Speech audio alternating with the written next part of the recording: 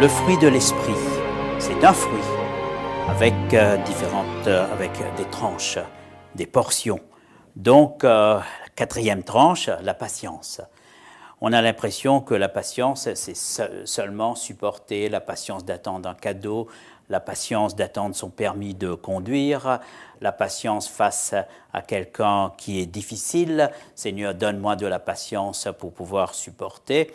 Donc ici, il y a un mot spécial que Paul va sélectionner avec intention. Longanimité.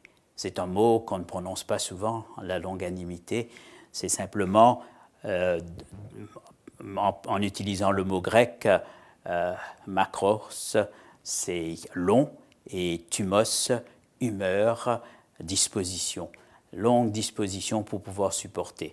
Non pas supporter quelqu'un de difficile en face de soi seulement, mais supporter dans le sens de pousser l'autre à une meilleure disposition, non pas face à soi, mais face à Dieu.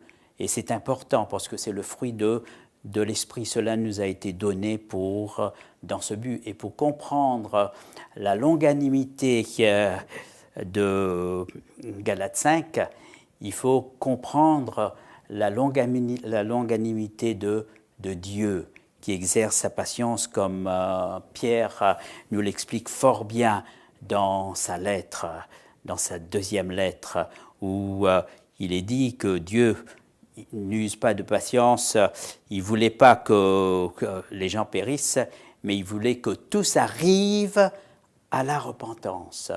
La longanimité est là pour favoriser la repentance. Donc, il y a dans la parole de Dieu plusieurs exemples. Moïse a été un homme patient. Mais l'exemple de la longanimité par excellence dans l'Ancien Testament, c'est Jérémie. Jérémie qui avait une mission d'avertir le peuple et d'éviter la déportation. Mais il a été mal jugé, il a été persécuté, on a menti à son sujet, mais il a gardé le cap. Il a été jusqu'au bout de sa mission, justement à cause de la longanimité qui est le fruit de l'esprit. Dans le Nouveau Testament, il y a un exemple à ne pas suivre, l'exemple du serviteur impitoyable dans l'Évangile.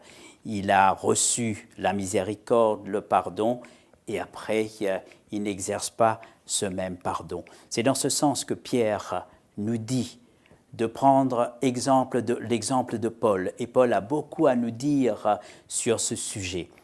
Et la longanimité de Dieu a, en somme, accompagné Paul à la repentance. Et nous savons quel homme il a été, quel missionnaire il a été, quel pasteur il a été dans la souffrance, dans l'épître, dans la lettre aux Corinthiens. Il a parlé de ses souffrances, mais rien ne me sépara de l'amour de Dieu et de la mission qu'il m'a confiée, dit Paul. La parabole, la excellente parabole plus percutante qui nous parle de la longanimité, c'est cette parabole du figuier et le vigneron. Dans cette parabole, Jésus donne clairement cette illustration. Et Jésus dit dans cette parabole, il faut donner encore du temps. Donner encore du temps pour...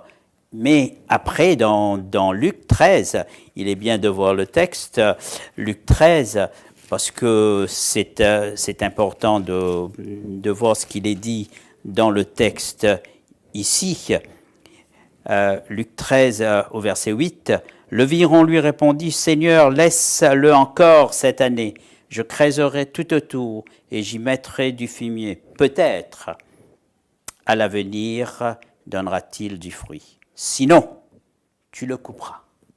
Sinon, tu le couperas. » La longanimité, ce n'est pas ad vitam aeternam. Le déluge est là pour nous rappeler qu'il y a un moment où Dieu tranche. Donc, mais nous, en tant qu'êtres humains, nous devons toujours donner la possibilité à Dieu de, aussi longtemps qu'il y a en cette espérance. Donc, la longanimité, c'est important pour la mission face à l'autre, pour exercer un ministère. C'est pourquoi c'est un fruit de l'esprit. Ce n'est pas cette patience que Dieu donne aux parents face aux ados peut-être difficiles. C'est plus que cela. C'est dans le sens de l'accomplissement d'une mission. C'est dans ce sens, je vais terminer par là, que Jésus, lors de la passion, va supporter, mais il va demander pardon. Non pas un pardon magique que Dieu va appliquer, mais s'il y aura repentance parmi ceux qui m'ont persécuté, Père, tu les pardonneras. Que le Seigneur nous aide à avoir ce fruit, cette portion du fruit de l'Esprit pour le bien-être, parce que la longanimité a été donnée pour l'autre. Que je puisse faire un travail en moi pour que l'autre puisse avoir ce temps de faire demi-tour. Nous allons prier. Éternel notre Dieu, merci pour ce fruit, cette portion de ce fruit, la longanimité. Que tu puisses donner à chacun ce don et que nous puissions l'exercer parce que nous avons bénéficié de ta longanimité, comme Paul l'a bénéficié, l'a apprécié et l'a fait ressortir dans ses lettres.